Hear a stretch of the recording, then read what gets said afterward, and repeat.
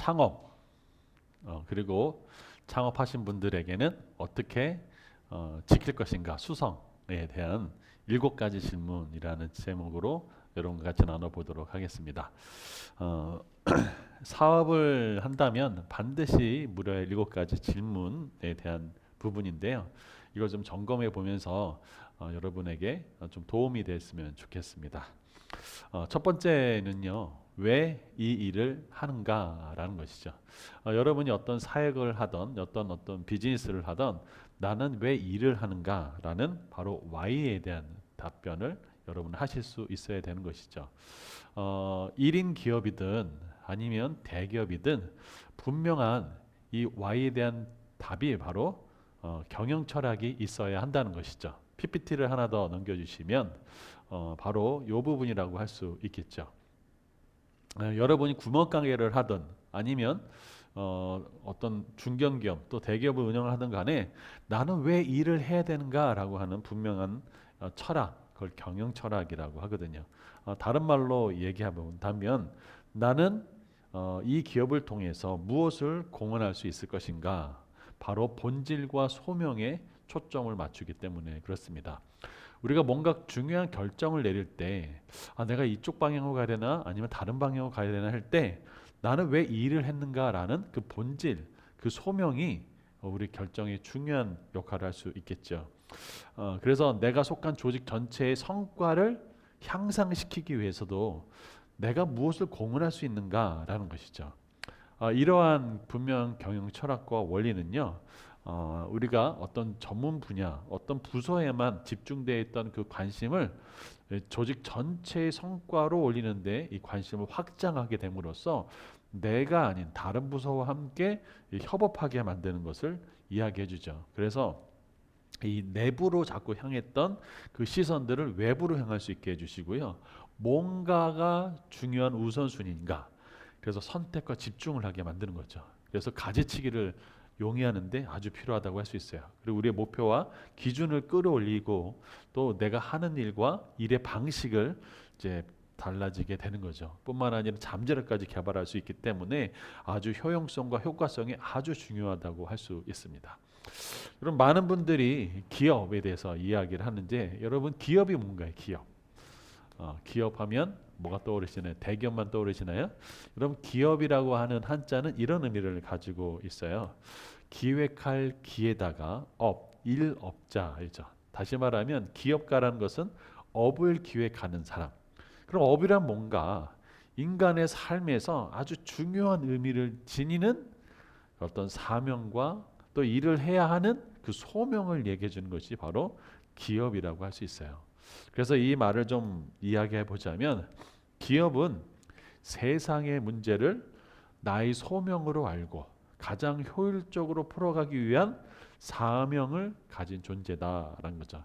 여러분 혹시 테팔이라고 하는 제가 가끔 예를 참 많이 드는데요. 테팔의 경영 철학은요.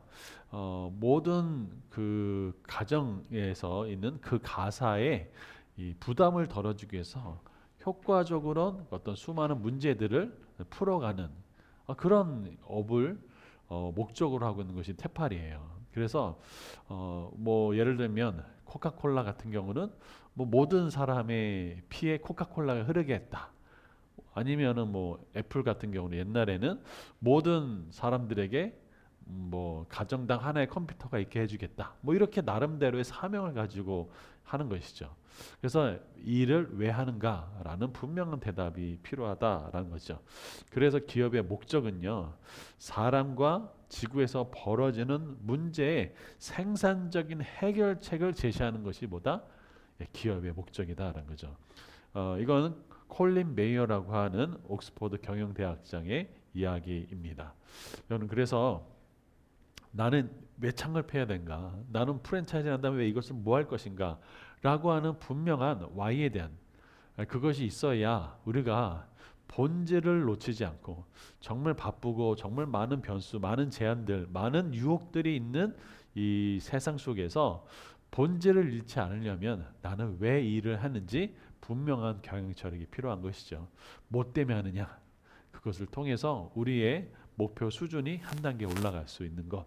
그래서 첫 번째, 우리가 창업하기 전에 우리가 수성 지키기 위해서는 내가 왜 일을 해야 하는지 분명한 경영 철학이 있어야 한다라는 것이죠. 이제 두 번째는요, 아이템은 있는가라는 것이죠. 만약에 식당을 하시는 분들에게는 나만의 레시피는 뭔가라는 것이 되겠죠. 만약에 여러분께서 나만의 이 아이템이 있다, 또는 나는 아이템은 없어도 그 아이템을 빌려오거나 배울 수는 있겠죠. 여기에 따라서 우리가 이제 방향이 결정되는 거죠. PPT를 보시면 창업, 나만의 아이템이 있다면 내가 창업하면 되죠. 그렇죠? 그런데 나는 아이템이 없어. 하지만 아이템은 빌려올 수는 있죠. 그리고 또 배울 수는 있죠. 그것이 이제 우리가 흔히 말하는 프랜차이즈를 통한 이제 이 창업을 할 수 있게 되는 것이죠. 여러분 그 미국 상무부에서는요, 이 창업한 분들을 이제 통계를 내봤어요. 근데 1년에 약 100만 명 정도가 창업을 한다고 합니다. 그러니까 100만 명 이상이면 굉장히 많은 숫자가 창업을 하죠. 뭐 미국 인구가 엄청나게 많긴 하지만, 자 그런데 그 조사를 해봤더니 10년 이상 이 기업이 생존할 확률을 분석해 보니까 4%밖에 안 되더래요. 100만 명 중에 4%인 거죠. 자, 여러분 그런데 창업한 기업의 40%는요 1년 만에 문 닫고요, 5년 안에 80%가 문을 닫는다고 합니다. 그거 어마어마한 비중의 문을 닫는 거죠. 그래서 그 5년이 지나고 난 다음에 살아남은 기업의 80% 정도는 이제 5년이 지난 10년 내에 문을 닫는다고 얘기합니다. 자, 여러분 창업하기 되게 어려울까요? 네. 뭐 이런 얘기 보면 굉장히 우울해질 수도 있겠죠. 여러분 그런데요, 왜 그러면 살아남아 있는 그 4%는 뭐가 다르기 때문에 어떤 사람들이 그 4%가 되었을까라는 것이죠. 자, 이들의 특징을 분석해 보니까 이들은요, 끊임없이 꿈을 만들고 실현시킨 기업가들이 그 안에 있었습니다. 보통 창업을 하려면 나만의 아이템, 나만의 기술이 있겠죠. 그래서 기술만 키운 회사가 아니고 꿈에 도전한 회사들이 10년 이상을 살아남더라라는 거죠. 그래서 그들은 CEO, 내가 어떤 일을 만들어내는 사람, 성취하는 사람이기 전에 꿈꾸는 기업가들이었다. 그래서 Chief Dream Officer, CDO였다라는 것들을 얘기하죠. 그럼 반면에 실패한 사업가들은 누구였을까라는 거죠. 그러면 실패한 사업가들의 공통점을 찾아보니 이런 거였답니다. 기술자의 관점에서 사업을 바라봤다는 거예요. 무슨 소리냐? 기술자들은요, 내가 상대하는 고객 있죠? 내가 기술을, 내 상품을 이 사주는 그 고객을 골칫거리의 대상으로 생각했다는 거예요. 내가 엄청나게 노력을 들여서, 내가 엄청나게 멋진 아이디어를 들여서 또 원가를 막 들여가지고 그 좋은 제품을 내놨는데 이 사람들은 왜 안 사는 거야? 왜 이것에 대해 불평하는 거야? 라고 생각한다는 거죠. 이게 무슨 관점이라는 건가요? 기술자의 관점이라는 것입니다. 여러분 그래서요, 기업가는요, 제품보다는 고객이 뭘 원하냐, 고객의 니즈가 뭔지를 초점을 둬서 거기에 맞게끔 행동을 하지만, 기술자는요, 고객보다는 제품 만들기에 초점을 둔답니다. 이 좋은 제품이야 라는 것이죠. 그래서 제품 만들기에 사업을 집중하는 기술자들은 누구를 만족시키냐면 고객이 아니라 자기 자신을 만족시키고, 와 내가 이런 걸 만들었어? 라고 하는 그 제품을 만들 수밖에 없대요. 그래서 어떻게 될까요? 이것이 성공하는 기업과 실패하는 기업을 나누는 기준이 됐다고 얘기합니다. 여러분 그래서요, 성공하는 사람은 어떤 사람들일까요? 주인 중심, 고객 중심이라는 것을 알 수 있습니다. 실패하는 사람은요, 자기 중심이에요. 그래서 기술자들의 관점은 뭐냐면, 이걸 써야 되는 거예요. 내가 훌륭한 기술이 있는 거예요. 그것을 어떻게 해야 될까요? 써야 한다고 고객들을 설득하는데 초점 맞춰져 있는 거죠. 그런데 진짜 기업가는요, 고객이 뭘 원하나, 고객이 수요는 뭔가, 그것을 아는 사람이 10년 이상 가는 사업을 기업을 만든다라고 되어 있습니다. 여러분 그래서 업의 본질이 뭘까요? 나는 왜 일을 하나? 기업의 그 업의 본질이 뭐냐면 이것이라고 합니다. 고객이 우리의 기술과 제품을 사야 할 뭘 알려주는 거예요? 이유를 알려주는 것. 이 제품을 왜 사야 되는가? 다시 말하면 이게 마케팅의 핵심이기도 합니다. 아, 내가 이 물을 또 예를 들어서 이 뭐 비타민제 같은 어떤 이런 것을 왜 사야 될까라는 것들을 알려주는 것. 다시 말하면 가치가 있어서 그 가치를 마땅히 지불해야 할 정도의 그 상품을 만들어내는 것이죠. 여러분 부자들은요 이런 특징이 있답니다. 돈을 추구하지 않고요 가치를 만들어낸답니다. 그래서 이 가치를 내놨을 때 사람들이 기꺼이 돈을 지불하고 사는 것. 그래서 내가 들어가는 생활비보다 더 스스로 알아서 이런 그 가치들이 들어올 수 있도록 일을 해주는 것. 그래서 부자가 된다고 얘기하더라고요. 그걸 우리가 시스템이라고 얘기도 하고 때로는 내가 책을 써서 내가 자고 있는 사이에서 책이 막 팔리잖아요. 그걸 뭐라고 하죠? 인쇄소득. 뭐 내가 일을 하지 않더라도 자동적으로 팔려 나갈 수 있잖아요. 블로그를 많이 써가지고 블로그가 알아서 사람들을 막 해가지고 뭐 저기 그 뭐 광고 수익도 얻는 그런 불로소득. 다시 말하면 내가 일하지도 않고도 내가 가진 가치를 가지고 할 수 있도록 하는 것. 그래서요 업은 뭐냐? 나의 제품 또 나의 기술이 고객들로 하여금 아 이거 사야 돼라고 하는 이유를 알려줄 수 있도록 하는 것이다 라는 것을 이야기합니다. 그게 바로 뭐예요? 아이템. 나만의 아이템이 있는가라는 것이 두 번째 질문입니다. 여러분 지금 사업을 하시면서 또는 사업을 준비하고 있다면 그 업의 본질 나는 이걸 가지고 뭐 할 거지? 또 이건 무엇이지? 나의 아이템은 뭐지? 나의 무기는 뭐지? 알아보는 것이 필요하다라고 할 수 있습니다. 자 이렇게 준비가 됐다면 이제 세 번째 질문이 있습니다. 바로 회전율을 계산하는가라는 것입니다. 여러분 장사의 핵심은요 회전율에 달려 있습니다. 회전율. 여러분 회전율이 뭘까요? 예.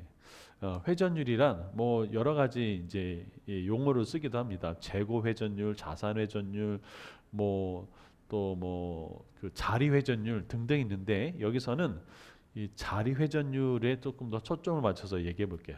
영어로는 턴오버 레이트인데요. 이게 돌아가는 숫자예요. 어떤 비율이라는 거죠. 자, 예를 들면 이런 것이에요. 좌석 회전율, 턴오버 레이트. 이게 뭐냐면 어떤 매장을 갑니다. 여러분이 이제 좀 있으면은 이제 12시가 되면 식사하러 가시겠죠. 만약에 식사하러 갈 때 이제 어떤 식당을 가려면 거기에 물론 그 식탁이 놓여 있겠죠. 자, 거기에 뭐 4인 테이블이 뭐 한 몇 개 있는지 그걸 한번 살펴보는 것이죠. 그러면 그 좌석이 몇 번을 회전했는지를 나타내는 순거예요. 자, 무슨 소리냐 이런 것이죠. 테이블이 10개가 있어요. 그런데 하루에 고객이 30명이 방문했어요. 그러면 10테이블 가지고 30명이 이제 돌아간 거잖아요. 그럼 몇 회전이 될까요? 예. 10 그러니까 30 나누기 10 하니까 얼마예요? 3. 아, 회전율이 3번 돌아가는구나 라는 거죠. 아, 이 식당은 회전율이 3회전을 하는구나 라는 것을 얘기할 수 있는 거예요. 뭐 이거 알아서 뭐 하냐? 예, 굉장히 중요한 얘기를 제가 해드릴게요. 문제를 풀어보면 금방 이해할 수 있습니다. 자, 첫 번째 문제입니다. 가정을 해볼게요. 매장은 국수 식당이에요. 국수 아시죠? 자, 그리고 주로 손님이 오는 시간은 주말은 굉장히 많을 수 있으니까 일단 빼고 자, 11시 30분부터 1시 30분까지 2시간 그 다음에 7시 30분 아니 5시 30분부터 7시 30분까지 저녁 2시간 이렇게 되는 거예요. 자, 이렇게 가정을 하고 4인 테이블이 10개 있는 것을 이제 가정해 봅니다. 그리고 한 테이블에 4명 다 안 올 수 있잖아요. 그래서 2명 올 때도 있고 1명 올 때도 있고 3명 올 때도 있고 4명 올 때도 있으니까 평균 잡아서 2.5명이 방문한다라고 세워보십시다. 자, 그리고 내가 한번 국수를 먹는 이 시간이 한 20분 정도 걸려요. 자, 요게 가정입니다. 자, 이 국수 식당의 하루 회전율은 얼마일까요? 두 번째 문제, 1회전당 한 번 이 테이블 도는데 손님의 수는 몇 명일까요? 라는 문제입니다. 자, 제가 한번 얘기해 볼게요. 자, 요건 한번 풀어 보시면 좋을 거예요. 정말 가게 하시는 분들은 또 이거 다 알고 있는 얘기이긴 한데 그래도 모르시는 분들이 있기 때문에 같이 한번 나눠 볼게요. 그리고 또 창업 준비하려면 이것도 아셔야 되거든요. 자, 이 국수 식당의 하루의 최대 회전율은 얼마일까? 자, 우리가 메인 타임이라고 하는 아까 11시 30분부터 1시 반까지, 5시 반부터 7시 30분까지 2시간, 2시간씩 하니까 4시간이죠. 자, 그런데 이 국수를 먹는데 평균 20분 걸려요. 자, 그러면 1시간에 몇 번이 가능할까요? 3번이 가능하겠죠. 자, 그러니까 4시간에 3번 돌아간다. 이건 아주 최대죠, 최대. 사람들이 20분 만에 먹고 바로 가고 또 20분 만에 와가지고 또 먹고 바로 가고 이런 식으로 아주 아이디얼하게 한 회전율을 구하는 거예요. 그러니까 어떻게 되는 거예요? 자, 메인 타임이 4시간. 또 1시간에 3번 회전이 가능하니까 어떻게 해요? 3회전. 곱하면 어떻게 될까요? 12번이 돌아간다는 거예요. 자, 그러면 아까 두 번째 문제. 그럼 한 회전당 손님의 수는 얼마일까라고 하면 자, 그러면 한 테이블에 평균 2.5명 손님이 방문한다고 그랬죠. 그렇죠? 그러니까 여기 이 매장에는 10개 테이블이 있다고 그랬어요. 그러면 이 한 테이블 4인 기준의 한 테이블에 2.5명 곱하기 10테이블 하면 어떻게 해요? 25명. 그러니까 1회전당 25명의 이 손님이 오겠구나라는 것들을 알 수 있는 거죠. 자, 그 다음에 그럼 또 하나 더 해볼게요. 11시 30분부터 1시 반까지 주로 많은 손님들이 오겠지만 그때만 손님이 오는 건 아니잖아요. 나머지 시간에도 손님이 올 수 있겠죠. 그거를 한 번 돌아간다라는 거죠. 자, 그러면 국수 한 그릇의 가격이 10,000원이라고 가정을 해보면 자, 하루에 이 국수 식당이 최대 매출은 얼마일까요? 두 번째, 이 식당이 한 달에 4일 정도 쉬어요. 그래서 월 최대 매출은 얼마일까요?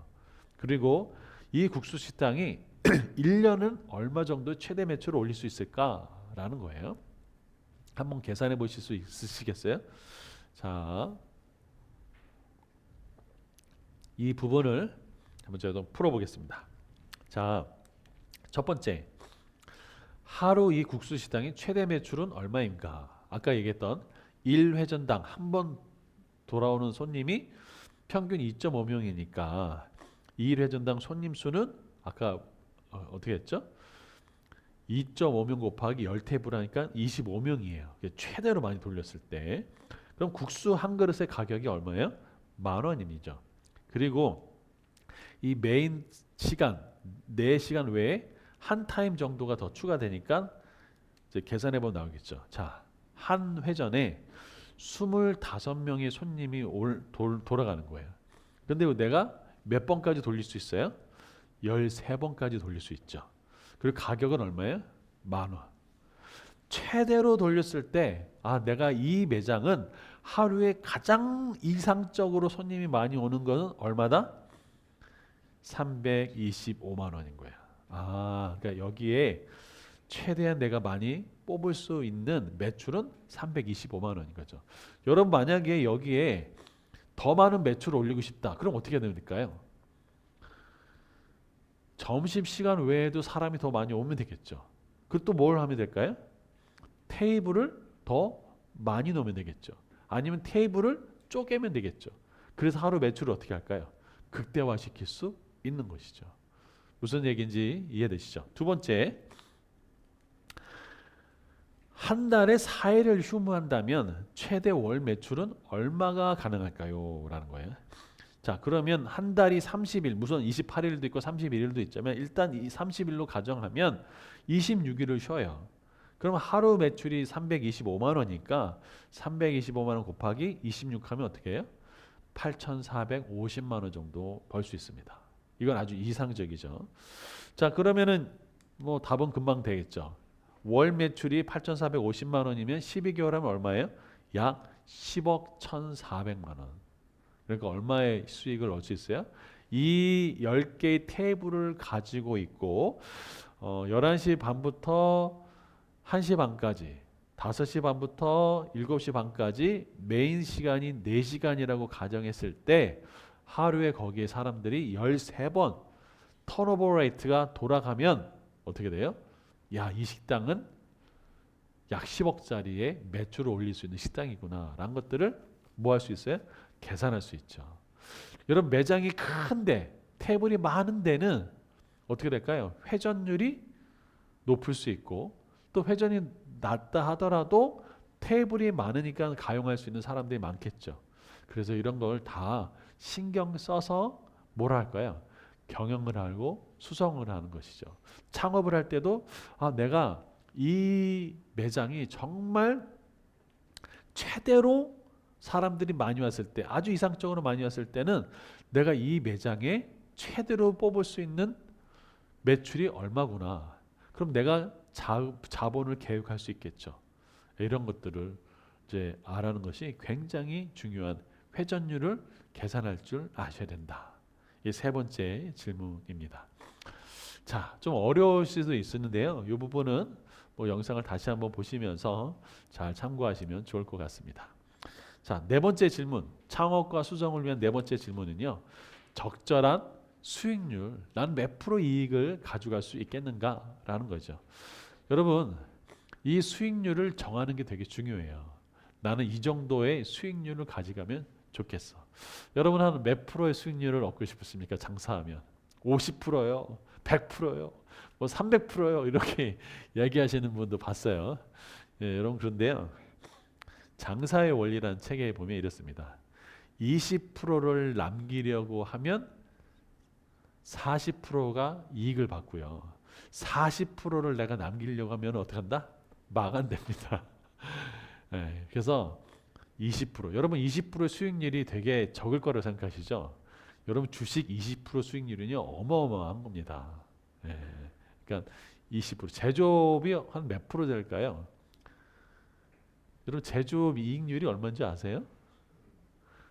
예, 보통 2, 3% 되는데도 굉장히 많아요. 예, 10% 넘기가 정말 어려운 것이 제조업이에요. 예, 무슨 얘기인지 아시겠죠? 20%, 난 20%만 남겨야지라고 하는 것도 아주 중요하다는 거죠. 그런데 그럼 수익률을 여러분 정확하게 계산한 게 필요해요. 이렇게 수익률을 계산하시면 안 됩니다. 내가 한 달에 1,000만 원 이제 매출이 나왔어요. 팔았어요. 거기서 원재료가 들어가겠죠. 뭐 국수를 판다면 얼마큼 들어가고 그거 빼고 자, 한 사람당 인건비가 200, 300 하는 그것도 빼고 또 임대료 들어간 게 있죠. 그것도 빼고 전기세, 수도세, 통신비 다 빼면 그게 수익률일까요? 아닙니다. 요러면 수익률이 아니고요. 거기에는 뭐가 있을까요? 종합소득세, 부가세, 가끔세, 퇴직금, 주민세 이런 세금 빼고 또 내가 여기 운영하는데 보험료, 또 자동차 운영하면 자동차 비용, 또 자동차 보험료, 뭐 방역, 세무 이거 기장하는 거, 카드 수수료, 또 거기에 따른 하수 처리비, 뭐 때론 고장 나면 고장 수리비, 거기에다 감가상각비를 다 빼야 순수한 뭐가 나오는 거예요? 수익률이 나오는 겁니다. 이해되셨죠? 예, 그러니까 수익률이 사실 20% 넘기가 그렇게 쉬운 거는 아니에요. 종합적으로 다 해야 이게 내 진짜 수익률이 나오는 거니까 이해되시죠? 그래서요 제일 잘 나오는 게 뭘까요? 금융소득이 제일 이런 부분에서 많이 빠지고 또 교육 사업이 또 굉장히 많이 남고 뭐 이런 것이 될 수 있겠죠. 자, 그럼 그래서요 내가 창업을 했습니다. 하는 가정을 하나 해보는 거죠. 창업을 하고 난 다음에 1개월이 지났어요. 그랬더니 내 수익률이 막 이런 거 다 분석해가지고 몇 프로가 나온 거예요. 와, 나 10% 얻었네. 뭐 한 100만 원 남았네. 200만 원 남았네. 300만 원 남았네. 한 달 일해가지고 야 이게 딱 됐어요. 여러분 그러면 자 수익률을 계산하고 난 다음에 많은 사람들이 어떻게 할까요? 어떻게 하면 더 수익률을 높이게 할 수 있을까라고 이제 연구를 하게 됩니다. 이때 이 초보자들, 그러니까 창업 초보자들이 결론은 뭘까요? 우리 PPT를 좀 보여주시면 이렇습니다. 바로 이렇습니다. 질 낮은 원재료를 쓰고 싶은 충동에 사로잡히기가 쉬워요. 왜냐하면 질 낮은 걸 써야 뭐가 수익이 커요? 매출의 원재료를 빼야, 거기 원재료 들어간 걸 좀 빼야 어떻게 할까요? 수익이 커지겠죠. 여러분, 저는 이제 중국집을 잘 가지는 않지만 가끔 가다 보면 어떤 중국집은요, 갔다 와가지고 그 밥 먹고 나서는 맛있게는 먹었는데 다 와서는 속이 쓰리는 중국집이 분명히 있어요. 여러분도 아마 경험하셨을 거예요. 근데 어떤 중국집은요, 갔다 나와서 먹었는데 속이 편안한 중국집이 있어요. 무슨 차이일 것 같으세요? 알아보니까요, 밀가루 차이랍니다.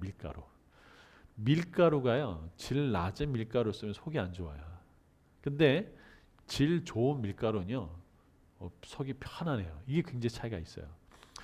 여러분, 이 빵도요, 여러분 한번 생각해 보세요. 빵은요, 좋은 밀가루를 쓰면요 3일 지나면 곰팡이 쓸어요. 그런데 그렇지 않은 방부제 섞인 그 빵은요, 일주일, 한 달 가도 어떻게 할까요? 안 썩어요, 안 썩어. 예, 그래서 이런 일들이 실제로 일어나고 있다. 원재료를 낳고 싶은 거예요. 그런데 여러분, 제주도에는요, 해녀촌이라는 곳이 있습니다. 해녀촌. 굉장히 유명한 그 맛집이에요. 여기에는요, 월 1년 매출이 10억이 넘어가요. 그래서 빌딩도 짓고 이 근처에 이 동봉리에 기부도 많이 하시는 분이에요. 그래서 이 회국수가 굉장히 유명하거든요. 아마 뭐 제주도에 회국수를 먹으러 오신 분도 꽤 많이 있으실 거예요. 그런데 여기 사장님의 마인드는 제가 참 보면서 되게 놀랐어요. 그분 마인드는 이래요. 뭐냐? 회는요, 등급이 있답니다. 그래서 1등급, 2등급, 3등급 뭐 2 플러스 뭐 이런 것처럼 한우에도 그런 것 된 것처럼 회에도 등급이 있대요. 그런데 가장 좋은 등급 이 A 등급은 맛을 보면 소비자의 3%밖에 그 차이를 모른대요. 그러니까 B등급을 써도 이게 A등급인지 B등급인지 모른다는 거예요. 그런데 이분의 사장의 마인드는 뭐냐? 나는 그 3%를 아는 사람을 위해 최고로 신선한 뭘 쓴다? 회를 사용한다는 거예요. 이게 다르다는 거죠. 여러분, 그러면 어떻게 할까요? 사람들이 와, 여긴 진짜 신선한 회를 쓰는구나 라고 어떻게 할까요? 감동이 되겠죠. 또 여기에는요, 여러분 그 삼다수 물 아시죠? 제주도 유명한 삼다수 물. 여러분 그거를요, 그 페트 평채로 줍니다. 어떤 데는 마켓 열어가지고 그냥 정수기에서 주는 데도 있지만 거기는 본인이 그냥 삼다수에서 직접 공급받아가지고 그 페트병 물을 마시도록 해줘요. 그 음료수 단가 자체가 비싸잖아요, 그렇죠? 왜 그럴까요? 손님한테 최고의 것을 준다는 거죠. 마인드가 벌써 다르잖아요. 여러분, 이 고준파라고 하는 그 기기 있잖아요.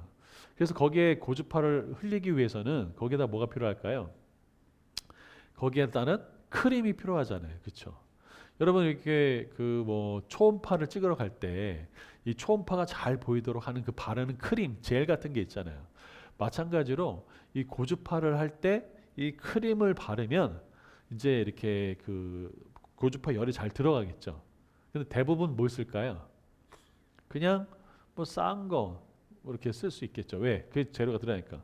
그런데 고주파 전용 크림이 있을까요? 있죠. 그게 다를까요? 다르죠. 여러분, 그래서 뻔한 실수가 뭐다? 자꾸 질 낮은 재료를 쓰려고 하지 말아라. 제대로 된 거 써라 라는 거죠. 왜? 손님은 알아요. 조금만 지나면 다 압니다. 그래서 첫 번째, 창업하고 난 다음에 이 제일 많이 하는 실수가 뭐다? 질 낮은 원재료를 쓰려고 하는 그거에서 벗어나라 라는 것입니다. 그래서 아까 말씀드렸죠, 수익률 극대화하기 위해서 난 20%만 남겨야지 하면 얼마 남겨요? 40%가 남고 40%를 남기려고 하면 어떻게 해요? 망한다. 이게 장사의 원리라는 거 여러분 기억하시면 좋겠습니다. 다섯 번째는요, 여러분 트렌드는 알고 있는가 하는 거죠. 여러분 트렌드 요즘에 많이 쓰는 용어죠. 트렌드. 트렌드가 뭘까요? 예, 트렌드는 이렇게 이야기합니다. 트렌드는 어떤 사상이나 행동 또는 어떤 현상이 나타나는 일정한 방향이다라는 거예요. 예를 들면 어떤 옷이 뭐 우리 복고풍이야. 그럼 옛날 옷이 되는 거고요. 요즘에 노래들도요. 옛날에 이 유행했던 노래를 다시 리믹스 해가지고 부르는 것도 굉장히 많더라고요. 그래서 뭐예요? 유행은 예, 돌고 돈다라는 거죠. 다시 말하면 사람들이 좋아하는 경향이 일정한 방향으로 일어나는 것. 그걸 뭐라고 해요? 트렌드다라는 거죠. 예를 들면 불황 때에는 여성의 치마가 뭐 짧아진다. 또는 여성의 치마들이 굉장히 사선이 변형이 많이 일어난다. 뭐 등등등 여러 가지가 있잖아요. 이게 지금 뭘 보는 거예요? 경향성, 트렌드를 본다라는 거죠. 여러분 우리가 장사를 하거나 창업을 할 때 왜 트렌드를 읽어야 할까요? 여러분 심지어서요. 여러분 어떤 교회도요. 또 어떤 선교 단체도요. 트렌드를 알아야 돼요. 트렌드를 모르면 어떻게 할까요? 사람들이 먹히질 않아요. 그래서요. 트렌드를 읽어야 하는 이유는요. 내 상품이 뭘 타면 안 돼요? 유행을 타면 안 돼요. 무슨 소리냐? 내가 전 재산을 투자해 가지고 사업을 시작했는데 1년 후에 사람들이 머릿속에서 그게 사라진다. 그 제품이 사라진다. 그럼 어떻게 해요? 다 날리는 거잖아요. 이게 얼마나 끔찍한 거예요. 그렇죠? 여러분 혹시 이거 아시나요? 예, 이게 바로 뭐죠? 탕후루라고 하는 것입니다. 아주 한 1, 2년 전만 해도 엄청나게 막 선풍적인 인기를 끌었죠. 심지어 국회 청문회장까지 간 게 이 탕후루잖아요. 그렇죠? 여러분 그런데 2023년에 이 월별 탕후루 매출을 보면요. 어마어마하게 팍팍팍 증가하는 걸 알 수 있어요. 엄청납니다. 자, 그러면 올해는 어떨까요? 올해. 여러분. 아직 탕후루가 있긴 있어요. 그렇죠? 여러분 그런데요. 2024년 작년 6월 24일에요. 마라탕 후루. 이게 뭐냐면 마라탕이란 걸 먹고 그다음에 뭘 먹어요? 탕후루를 먹는다 해서 마라탕 후루라고 하는 용어가 생겼어요. 근데 어떻게 해요? 그 열풍도 이제 끝났다 하는 거예요. 그래서 하루에 몇 곳이요? 2곳씩 폐업합니다. 제가 어느 이렇게 탈북하신 청년이 창업을 한다고 하는데 그 창업이 뭐냐? 바로 탕후루 가게였어요. 인테리어 다 끝났대요. 곧 오픈한대요. 그래서 잘 되기를 빌는 마음이었지만 어떻게 할까요? 너무 유행이 타가지고 어떻게 돼요? 지금은 어떨지 잘 모르겠어요. 여러분 그래서 트렌드를 읽는 것도 중요하고 자기가 오래 가려면 트렌드를 읽어야 이런 부분이구나라고 알 수 있는 것이 필요한 거죠. 여러분 앞으로 유명한 사업이 어떤 사업일까요? 여러분 어떤 사업을 하면 유명할까요? 많은 전문가들은 예측합니다. 바이오 관련된 사업, 인간의 삶에 대한 산업, 뭐 제약도 있을 수 있겠죠. 또 뭐가 있을까요? 오래 살지만 어떻게 하고 싶을까요? 건강하게 살고 싶고 오래 살고 아름답게 살고 싶은 다시 말하면 뷰티와 헬스는 앞으로 계속 발전할 사업이라는 것들 많은 사람들이 얘기해요. 이건 다 뭐예요? 결국 트렌드를 읽는 것을 알 수 있습니다. 그럼 질문이요. 여러분 트렌드를 어떻게 알 수 있을까요? 여러분 어떻게 트렌드를 아십니까? 예, 잘 대부분 모르죠. 그런데 여러분 그거 아세요? 요즘에는요 트렌드를 잘 알 수 있도록 트렌드 코리아라고 하는 또 이런 책들이 많이 나왔어요. 그래서 트렌드 자를 붙인 많은 책들이 나와 있습니다. 그래서요 연말이 되면 많은 앞으로의 전망에 대해서 전 세계가 이렇게 될 것이다 라고 하는 그 전망들을 트렌드를 또 기업의 트렌드를 다 분석하면서 예측하고 있죠. 물론 그게 맞을 수도 있고 틀릴 수도 있지만 우리가 그걸 알면서 뭘 할 수 있을까요? 대비를 할 수 있다라는 것이죠. 그러면 이 트렌드를 유책만 읽으면 되냐? 아니요. 제일 좋은 거는요. 트렌드는 인문학입니다. 다시 말하면 사람들이 이렇게 왔다. 이런 경향성을 가지고 왔다라고 하는 발자취예요. 그리고 또 그것을 앞으로 이렇게 갈 것이라고 하는 발자취를 알 수 있는 거예요. 그걸 제일 잘할 수 있는 방법이 뭘까요? 예, 책을 읽는 거. 그 다음에 뉴스페이퍼, 신문을 읽는 것. 이것만큼 트렌드를 잘 알지 못합니다. 여러분 그래서 개그우먼 중에 아주 유명한 사람이 있죠. 유재석이라고 하는. 그 유재석은요. 아침에 일어나자마자 7개의 신문을 본다고 하더라고요. 쫙. 이게 그 사람이 어떻게 얘기할 수 있겠죠. 정말 이 세상이 이렇게 변해가고 있구나라는 것들을 그는 아침부터 읽어내는 것이죠. 여러분 이것이 필요합니다. 경영이 그런 거죠. 여러분 부자가 되려면요. 가치를 계속 키워가면 됩니다. 그러려면 어떻게 할까요? 책을 읽고 사색하고 신문을 읽는 것들이 필요하다 할 수 있습니다. 자, 6번째는요. 내가 있는 매장에 뭘 분석해라? 입지 조건을 분석해라. 이건 굉장히 중요하죠. 여러분 대기업은요. 이 어떤 매장을 진출하기 전에 거기에 상권을 다 분석합니다.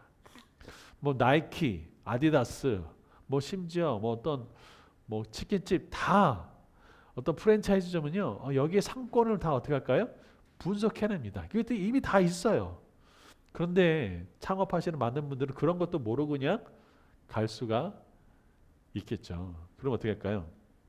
아주 기본적이지만 중요한 입지 조건을 분석하는 방법에 대해서 잠깐 나눠보겠습니다. 첫 번째는요. 내 상권에 고객의 유도 시설이 있는가. 여기 고객 유도 시설이라는 것은 뭐냐면 사람들이 모이는 장소를 얘기합니다. 예를 들면 지하철역이면 사람들이 모이겠죠. 버스 정류장이면 사람들이 모이겠죠. 백화점에 사람들 모일까요? 예, 모이죠. 뭐 대형 쇼핑몰? 예, 모이겠죠. 여러분 그 대전에 가면 성심당이라고 하는 곳이 있어요. 거기에 사람들이 몰릴까? 몰리겠죠. 엄청 몰려요. 그렇죠. 영화관 사람들 몰리겠죠. 야구장 몰리겠죠. 그리고 이것만 아니라 어떤 건물에 복합 건물에 출입구 굉장히 사람들이 왔다 갔다 하는 그곳은 어떻게 할까요? 사람들이 많이 모이는 장소가 되겠죠. 때로는 에스컬레이터 아니면 때로는 뭐 엘리베이터 옆에 이런 데는 사람들이 모일 수밖에 없는 곳이잖아요. 그래서 첫 번째 고객 유도 시설이 있는가를 분석해 보는 거예요. 자, 이해되셨죠? 두 번째는요. 손님이 아느냐 모르냐라는 거예요. 다시 말하면 내가 이거를 인지할 수 있느냐라는 거예요. 이제 이게 되게 중요합니다. 지금은 나의 손님이 아니지만 잠재적으로 내가 한번 저곳 한번 가봐야 되겠다라고 하는 거 여러분 한번 경험해 보셨죠?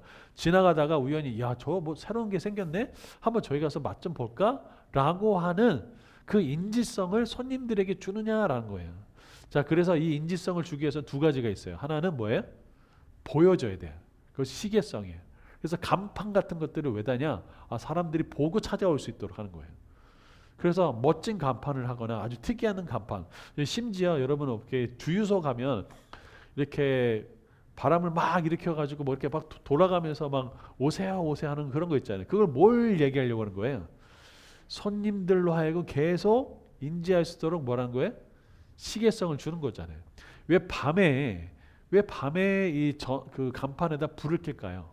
사람들이 지나가다 저기 병원이 있네. 저기 뭔가 있네라고 뭘 알기 위해서 인식을 할 수 있도록 시계성을 보여준 거죠. 또 하나는요. 주지성이 이미 알고 있어요. 그게 뭘까요? 브랜드예요. 브랜드. 여러분 삼성 아시죠? 애플 아시죠? 이미 안다고요. 이게 뭘까요? 이미 알고 있는 브랜드. 다시 말하면 초코파이 같은 경우 말하지 않아도 알아요. 다 하는 거잖아요. 여러분. 이게 뭐예요? 왜 초코파이는 이 CM송 말하지 않아도 그걸 다 얘기할까요? 정하면서 팔잖아요. 뭘 하려고 그래요? 사람들로 하여금 각인을 시키도록 뭘 집어넣는 거예요? 주지성을 하는 거예요. 그래서 저기 가면 뭐가 있어 라고 알려주는 거. 이게 인지성이다라는 거예요. 이런 데가 입지 조건으로는 좋겠죠. 무슨 얘기인지 아시죠? 우리 시청 앞에서 만나 아니면 뭐 무슨 점에서 만나 그럼 거기다 뭐가 있는 거예요? 인지성이 있는 거죠. 우리 대전에 가면 성신당에서 만나 뭐 이런 식으로 얘기할 수 있는 것이 다 주지성 얘기하는 것이죠. 세 번째 동선을 분석할 줄 알았어요. 동선이란 것은요, 사람이 움직이는 길을 동선이라고 해요. 자, 그런데 아까 고객 유도 시설 얘기했죠. 전철, 뭐 또 때로는 뭐 터미널. 이래서 사람들이 모이는 장소가 반드시 있단 말이에요. 그 고객 유도 시설과 또 다른 고객 유도 시설이 만나면 그것을 겹치면 뭐가 형성이 될까요? 상권이 형성되는 거야. 자, 그래서 예를 들어서 시청이 있어요. 사람들이 민원이나 뭐 여러 가지 시청에 오겠죠. 근데 그 옆에 법원 건물이 있어요. 또 그 옆에 버스 터미널이 있어요. 또 그 건물에 대형 마트가 있어요. 그럼 이곳에 사람들이 계속 겹치겠죠. 그럼 여기에 어떻게 사람들이 많이 형성이 됐죠. 그걸 뭐라고 해요? 상권이라고 합니다. 거기를. 그래서 제주도에는 뭐 예를 들어서 무슨 상권이 있고 또 어디에는 무슨 상권이 있다라는 것들이 겹치잖아요. 그렇죠? 여러분 학원가들이 밀접한 데가 있어요. 그렇죠? 대치동, 무슨 동. 그럼 왜 그럴까요? 이 학원 저 학원을 한꺼번에 다 모시도록 하는 거죠. 그래서 뭘 형성하는 거예요? 상권을 형성하는 거예요. 그러니까 거기 사람들이 모으도록 하는 거죠. 대전의 성신당은요 다른 지역으로 가지 않는다고 그러죠. 거기서 일했던 사람들 다 대전에만 있다고 한다죠. 왜 그럴까요? 그래서 심지어 빵을 먹기 위해서 대전으로 투어할 정도로 지금 여행 올 정도로 그 대전에는 성신당이 꽉 잡고 있잖아요. 제가 알기로는 아마 다음 달 3월 달에는 샌드위치 전문점이 나온대요. 성심당에. 이런 것들이 쫙 있다는 것이죠. 자, 네 번째는요. 건물 구조를 보는 것도 필요합니다. 자, 건물 구조는요. 사람을 붙잡는 뭐라고요? 힘이다라는 거예요. 여러분 주차장이 굉장히 앞으로 중요해집니다. 주차장은요. 먼 곳에서도 있는 사람들을 오게 만들어요. 왜? 차 갖고 오면 되니까. 여러분 심지어 교회에도요. 주차장이 있느냐 없느냐에 따라서 사람들이 적게 오고 많게 오고 달라요. 그래서 건물은 사람을 뭐하는 힘? 붙잡아 두는 힘이다. 면적이나 좌석 주차 대수나 좌석수나 편의 수설이 있는가 등등등이 결국은 사람을 붙잡는 힘이다. 이것들을 분석할 줄 있어야 한다라는 것이죠. 다섯 번째는요. 접근성입니다.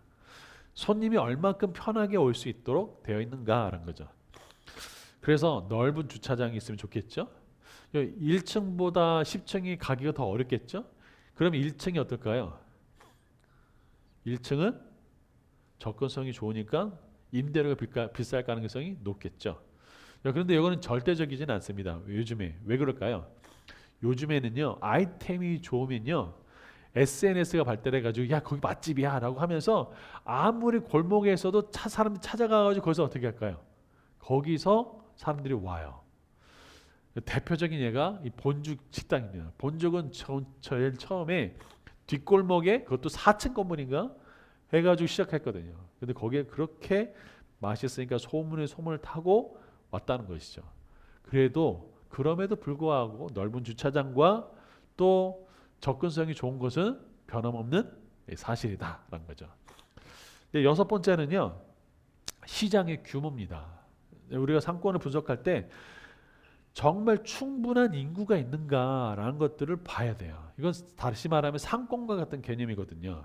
그런데 무조건 사람이 많다고 또 많이 모인다고 중요한 것이 아니고 거기에는 어떤 사람이 있느냐가 중요한 거예요. 자, 그래서 예를 들면 실제로 있었던 얘기거든요. 학원가가 밀집한 곳에 어느 분이 한의원을 차렸어요. 이 한의원이 잘 될까요, 안 될까요? 사람들 굉장히 많이 오죠. 될까요, 안 될까요? 안 됩니다. 이유가 뭘까요? 내 고객은 한의원은 젊은 사람들이 잘 오지 않아요. 나이 드신 분이 많이 오죠. 왜? 침 놓고 부항 뜨고 뭐 이렇게 하고 뭐 하니까 좋아서 오시단 말이에요. 근데 학원가가 밀집하는 곳은 어떻게 해요? 낮에는 어떻게 할까요? 텅텅 비어요. 학생들이 학교 가니까. 밤에는 사람들 엄청 많아요. 그런데 사람들은 주로 다 한의원 오시는 분을 낮에 오지 밤에는 잘 안 온단 말이에요. 이거 어떻게 할까요? 손님이 없죠. 여기는 뭘 잘못 분석한 거예요? 시장의 규모를 잘못 분석한 거예요. 자, 일곱 번째는요. 아까 얘기한 거와는 좀 더 이제 관련인데 이 상권의 질을 봐라. 무슨 소리냐면 누가 우리 손님을 올 수 있는 사람인가라는 거예요. 여러분 한번 생각해 보세요. 아파트 단지에 나이트클럽 있다. 오시겠어요? 안 오죠. 공업단지 근처에 아주 근사한 카페가 있다. 오겠냐고요? 안 오겠죠. 여러분 그래서요. 이 상권의 질을 보려면 누가 살고 있는지를 보는 거예요. 지나가는 사람들을 어떻게 할까요? 유심히 관찰하셔야 돼요. 그래서 뭐일까요? 사람들이 뭘 들고 다니나 소지품을 보고 사람들이 옷은 뭔가. 여러분 사람들마다 지나가는 상권들마다 옷차림이나 이런 거 다 다른 거 여러분 혹시 아세요? 여러분 한번 생각해 보세요. 진짜 달라요. 예. 제주도에 있다가 제가요 강남에 강의하러 간 적이 있거든요. 완전히 다르던데요. 그래서 야 이렇게 다르구나 사람들이 정말 많이 느꼈어요.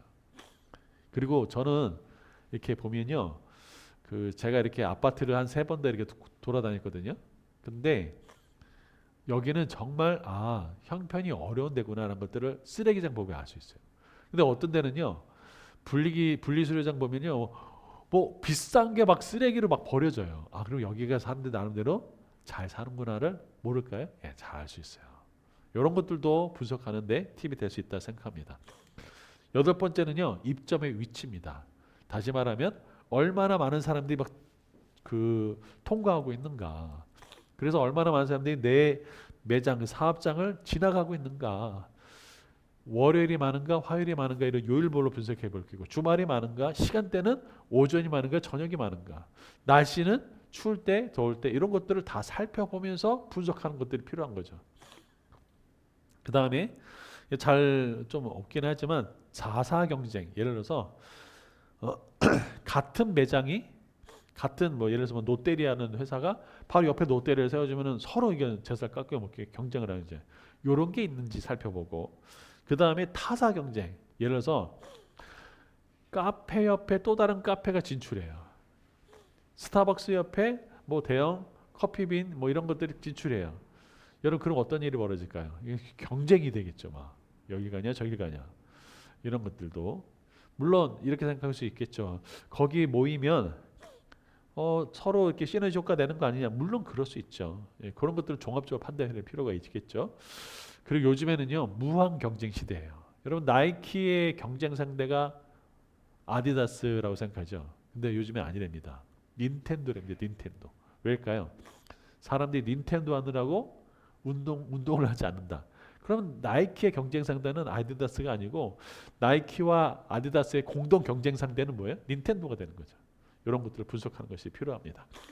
그래도 입지 조건을 분석하기 위해서는요 고객 유도 시설이 있는가, 또 얼마나 잘 인지하고 있는가, 동선은 어떤가, 정말 사람들이 머물 수 있는 그 건물 구조인가, 얼마나 편하게 접근할 수 있는가, 시장의 규모, 상권의 질, 입점의 위치, 또 같은 프랜차이즈점끼리 하고 있는가, 아니면 다른 타사와 경쟁하고 있는가, 이런 거죠. 여러분 그래서 나의 매장에는 이러한 입지 조건을 어떻게 적용할 수 있는가, 그러면 이거를 도식화해 가지고 1 플러스 1은 2다 이런 식으로 생각하시면 안 되고요. 모든 상황이 다 뭐 할 수 없다? 동일할 수가 없어요. 그래서 이 CEO들에게는 뭐가 필요해? 생각의 유연성, 그리고 자기를 잘 보는 자기 분석이 필요하다라는 것입니다. 이게 여섯 번째였고요. 일곱 번째는요. 시스템, 영업 시스템을 또 기업의 시스템을 어떻게 구성했는가라는 거예요. 여러분 모든 시스템은 대부분 다 기계와 사람으로 되어 있습니다. 여러분 쿠팡이라고 하는 것은요 자동 분류 장치를 하는 기계가 있어요. 그것을 또 운전하는 사람이 있어요. 결국 시스템 대부분은 기계와 사람으로 나눠질 수 있어요. 요즘에 아주 중요한 사항이 뭘까요? 바로 인건비입니다. 굉장히 비싸요, 그렇죠? 그래서 인건비를 대체하기 위해서 저렴한 뭐 제3국의 노동자들이 들어오는 것처럼 인건비는 굉장히 중요한 고려 사항이에요, 그렇죠? 여러분 그래서 PPT를 보면 여러분 그 요즘에 많이 가면 식당에서 로봇이 왔다 갔다 하는 것도 보실 거예요. 그리고 키오스크는 굉장히 많이 대중화 됐잖아요, 그렇죠? 이게 다 뭘 아끼기 위해서요? 인건비를 아끼기 위해서 지금 기계가 된 거예요. 하지만 결국은 이 인건비 아니 결국 거기엔 다 뭐가 있다? 사람들이 있다라는 거죠. 그래서 직원을 관리하는 데는요 세 가지가 중요합니다. 첫째, 돈. 두 번째, 복지. 세 번째, 가치. 이게 세 가지가 중요합니다. 자, 여러분 제가 한번 예를 들어 볼게요. 여러분이 만약 직원이라면 추석 선물로 회사가 뭔가 나온다. 그러면 과일을 10만 원짜리를 주는 거와 10만 원 현금을 주는 거와 그 다음에 11만 원 주는 거. 여러분 어떤 게 더 좋으세요? 여보세요? 어떤 게 더 좋으실 것 같으세요? 10만 원이요? 과일이요? 11만 원이 더 좋지 않으세요? 여러분 이게 아주 장사의 스킬이라고 하더라고요. 통용되는 숫자보다 조금만 더 모아라? 지급하라는 거예요. 이게 1만 원의 법칙이라고 합니다. 자, 직원들은요. 예를 들어서 과일보다 어떻게 할까요? 과일을 받으면 10만 원짜리 과일 받으면 그걸 팔아가지고 내가 현금화하고 싶은 게 요즘인가 봐요.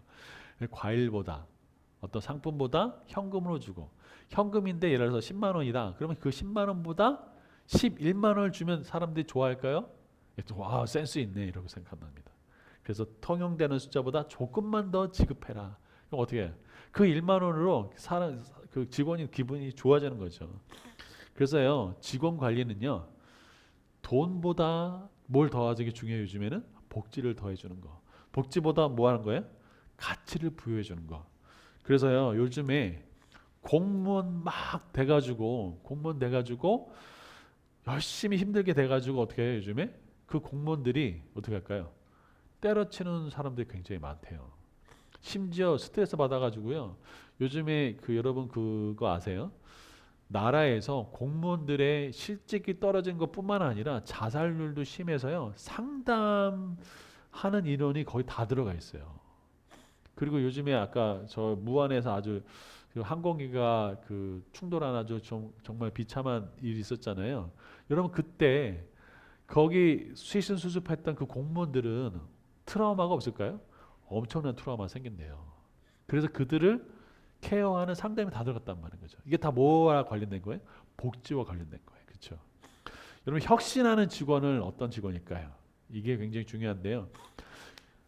꿈을 주고 그 꿈에 공감하게 만드는 것도 굉장히 중요하답니다.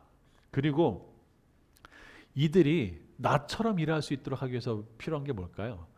주인처럼 일할 수 있도록 하기 위해서 뭐 할까요? 이거 해라 저거 해라 계속 간섭하면 그럼 자율성이 있을까요? 없죠. 그러니까 뭐 해야 돼요? 권한을 위임하는 거예요. 그래서 부자들이 제일 잘하는 건요 뭘까요? 위임하는 거랍니다. 위임. 그래서 주인을 지금 만들죠. 그 다음에 이 매장이 있으면 내가 정말 실력을 키울 수 있구나. 내가 고수가 되겠구나. 다시 말하면 이 회사에 있으면 내가 배울 게 있어. 라고 하는 뭘 주면 돼요? 비전을 주면 돼요. 이건 어디다 다 통용되는 거겠죠. 이게 바로 혁신하는 직원을 만드는 비결이라고 합니다. 자, 여러분 그래서요. 사업을 한다면 수성을 한다면 반드시 7가지 질문에 대해서 생각해 봤습니다. 여러분 근데 한 가지 질문이 있습니다. 이렇게 알고 있는 분들이 굉장히 많을 거예요. 그러면 이 사업은 내 계획대로 정말 잘 될까요? PPT 보면 제가 재미있는 만화 하나 이제 가져왔는데요. 이 만화가 이러더라고요. 얘야, 인생이란 원래 자기 생각대로 되지 않는 법이란다라고 얘기하더라고요. 여러분 아무리 7가지 질문을 하고 유용하겠지만 아주 중요한 게 있어요. 잠언 3장 6절에 이렇게 되어 있습니다. 너는 범사의 그를 인정하라. 그리하면 내 길을 지도하시리라. 스스로 지혜롭게 여기지 말지어다. 여호와를 경외하며 악을 떠날지어다. 이것이 내 몸에 양약이 되어 내 골수를 윤택하게 하리라 라고 되어 있습니다. 내가 아무리 똑똑하고 내가 아무리 질문을 잘 준비해도 그 모든 것들을 이루시게 하는 분은 누가 있다? 하나님이 계시다라는 것들을 명심하셔야 됩니다. 여러분 팬데믹이 올 거라고 누가 예상했습니까? 아무도 예상하지 못했어요. 어떤 일이 벌어질 거라고 우리는 아무도 예상하지 못했다고요. 여러분 그래서 우리의 이런 하는 노력들도 필요하지만 범사의 하나님을 인정하는 그 지혜도 우리에게 필요하다라는 것을 말씀드립니다. 자, 7가지의 질문 다시 한번 정리해 보겠습니다. 나는 왜 이 일을 하는가? 두 번째, 나의 아이템은 뭔가? 내가 만드는 그 레시피는 뭔가? 세 번째, 턴오버 레이트. 내가 이 매장을 얼마큼 돌아가냐. 여러분 모든 기업에는 이 턴오버 레이트가 있어요. 제약회사 예를 들면 약이 얼마큼 회전을 1년에 몇 개를 다 팔 수 있느냐 이런 거. 재고가 얼마큼 빨리 돌아가느냐. 이게 다 회전율이 있거든요. 두 번째 수익률. 난 몇 프로의 수익률을 낼 것인가. 아까 말씀드렸죠. 40% 내겠다 이러면 뭐냐고요? 망한다고 그랬어요. 적절한 수익률. 그 다음에 트렌드를 읽어라. 그 다음에 입지 조건 10가지를 분석해라. 그리고 시스템은 기계와 사람이 있다라는 거죠. 여러분 다음 시간에는요. 그래서 리더는 뭐가 중요하냐면 질문이 중요합니다. 그래서 리더의 질문에 대해서 같이 나눠보도록 하겠습니다. 여러분 행복한 한 주 되시고 또 승리하는 한 주 되시기를 축복합니다. 여러분 감사합니다.